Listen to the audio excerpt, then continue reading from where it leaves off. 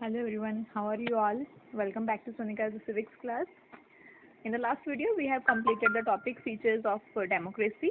Today we are going to start with why democracy. As the name of the chapter itself is what is democracy and why democracy. We have completed the first part, which is what is democracy, by defining it and by giving the features of democracy. Now we are going to start with the second part, which is why democracy.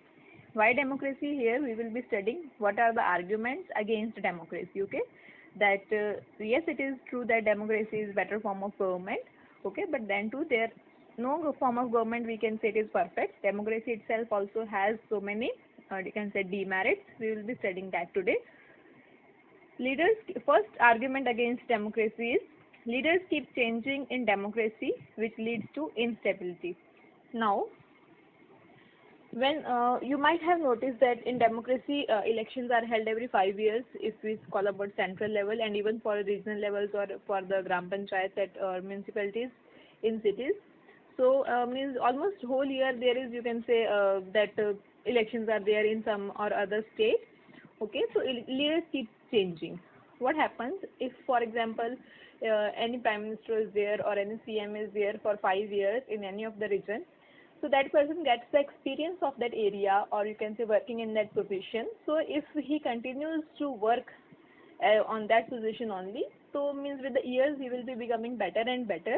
Okay, because he or she gets experience, right? But in democracy, what happens? Leaders keep changing. After every 5 years, leaders will keep changing. What happens? It leads to instability, right? Each and every minister, each and every leader will think, you can say, on their own. Means their perspective will be different. They will make changes, right? So in those 5 years, people settle with that leader, present leader. Then after 5 years, new leaders will come. They will introduce new rules and all. What happens? It leads to instability in the country. This is the first argument given against democracy. Second is democracy is all about political competition and power play, leaving no scope for morality. This you all will agree that democracy it is all about political competition, right? So sometimes what happens? Leaders are not concerned with the, you can say, welfare of people, or they don't have that feeling of serving people, but it is just the political competition or power play. There is no scope for morality. The leaders don't want to come in power to serve people or to work for the nation or to develop nations. They have their own motive behind this political competition. They just want to get the position, because by getting the position they will get power. Ultimately they will become more prosper in their life, right? So it is just their greed of you can say getting that sphere or getting that position. They want to be in that position, so for that they use whatever tricks, whatever you can say means to win the elections every time. You might have seen during the elections, political parties or leaders, they put allegations on each other. Sometimes they are true, sometimes they are, you can say, wrong also, right? So it becomes the power play only. Okay, where leaders just don't think about people. They are just behind the chair, and to get that chair, they do whatever is you can say fair or unfair. They don't think about it, right? So this is the second argument against democracy, that as you can say everyone is free to contest elections. Okay, so everyone wants to win elections, so it creates political competition. So it becomes a power play. All those who are rich, you can say those who are popular, those who can use much of money to be, we can say become popular, they use all those means. So there is no scope for morality. Third argument against democracy is many people have to be consulted in democracy, that leads to delay. Now you have studied in class 8 what is the process for a bill to become a law, right? There are three readings. First reading, then someone who introduces a bill, that what it is about, then copies are distributed, then second reading where committees are made to discuss, then third reading where voting and changes are done, final draft of the bill is done in one house, then same process is repeated in the second house. If it doesn't get passed, then again it will be in first house. If both the houses pass also, then it goes to the president for signature. If he does not sign, then it again comes back. So there are so many people to be consulted. Even if we say in Lok Sabha, 545 members, and in Lok Sabha, okay, so many people are to be consulted. Many a times what happens that if there is urgency that this on any of the situation a decision has to be made, then sometimes democracy creates delays, because so many members are there, they are not able to reach on the decision, we can say, with very short span of time. It always leads to delay. Okay, this is another argument given against democracy. if we compare with other form of you can say government, unitary governments, or you can say the dictatorships or monarchy governments, there you can say power is only with the hands of one person or group of people. Okay, so the process of decision making is very fast. Then next argument against democracy is elected leaders don't know the best interest of the people, resulting in bad decisions. So now leaders which we elect, now if honestly we speak, many of us will be unaware of you can say who are the members of parliament from our area, MLAs, right? Who are the MLAs, who are MPs from these areas? We would be knowing, right? It is only regarding all those who are popular political leaders. They are, you can say, we know them, but many a times we fail to understand that who are MLAs from our areas or MPs from our areas, or those MLAs or MPs, they don't know, actually they don't know the people also, right? So because they don't meet people ever. These are just the, you can say, main political party leaders, like for such as it can be you can say prime minister, those who have rallies during the elections, right? We know the leader of the party, but we don't know these members of parties, right? So whom we give vote, we just give vote on the name of the party, right? For example, this time if BJP have won, and it is just because it was of, you can say, leader of the party, right? So we voted for on the name of leader or on the name of party.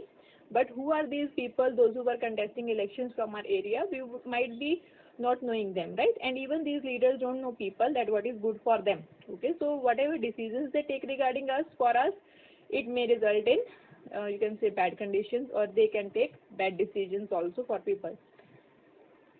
Next argument against democracy is democracy leads to corruption since it is based on electoral competition. So here the best example which you can give is elections in Mexico, right? And also we can give the example of Zimbabwe. We have studied both the examples.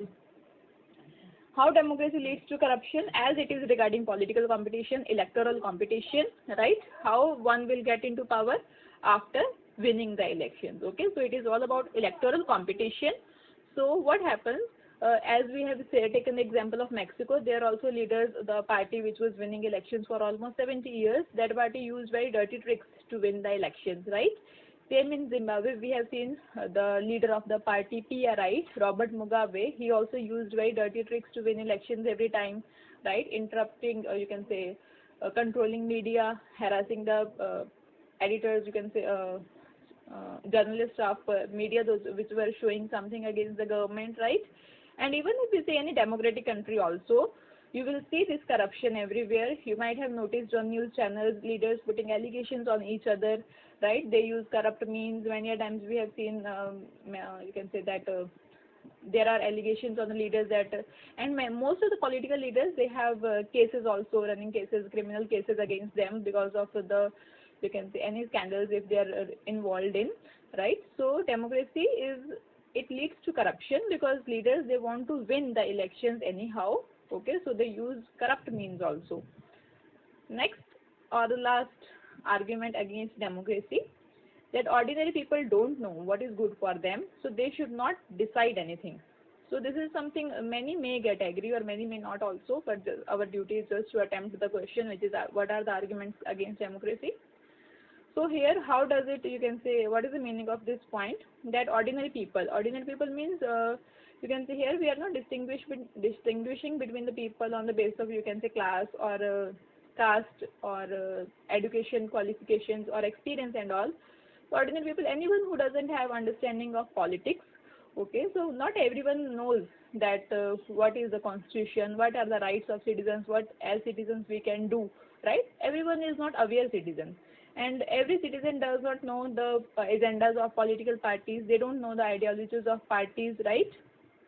So it is not possible that you can say when people vote, they think about the ideologies of the party or their manifestos, what they have declared that they will be doing after coming into power, right? So they many times they don't know the leaders of the parties, right? That who are these leaders, those who are contesting from their areas. So ordinary people, actually they don't know what is good for them, so they should not decide anything. Okay, so they just use their right to vote, or you can say blindly sometimes. Okay, they just for the sake of voting they vote. Okay, so it may lead to bad leaders getting into power. Okay, so ordinary people should not have the right to vote according to this point, because they don't know what is good for them. Okay, so this is what this point means. This is the reason you can say many countries which are not giving right to vote to every citizen. This could be the point, or you can say reason behind that. So here, I know many of you, almost actually we all will not be agree with all these points, with these arguments against democracy. We would be having many, you can say, arguments in favor of democracy. So that only will be our next video, that how you will defend democracy, or how you will give arguments in the favor of democracy. We will prove all these arguments against democracy in the favor. Okay, we will convert these points only in the favor of democracy. Okay, one by one we will be taking all. So from these arguments we can see that democracy of kind of government we see may not be ideal form of government. It means it is not, you can say it, we cannot say it is model form of government, or it is a perfect form of government. However, we will be seeing democracy is better than other forms of government that are there for us to choose from. Okay, so in next video we will see that democracy, yes, obviously it is not ideal or perfect. No government is perfect in this world. Any of whatever government we see, no government is perfect. Each and every government will have some of the demerits, but we will prove in the next video that democracy is better form of government. If not perfect, then obviously it is better. It may have demerits, but it, you can say, for a long run, democracy is, you can say, better to choose apart, you can say, amongst other forms of government. Okay, I hope you have understood these arguments against democracy. And here the direct question comes direct only, that what are the arguments against democracy, or how you can say democratic government is not good form of government. So you can write these points which we have discussed here. 6 points we have discussed. You can just write as it is your answer. Question comes directly from this point. Okay. So we will see in the next video very soon. Thanks for watching.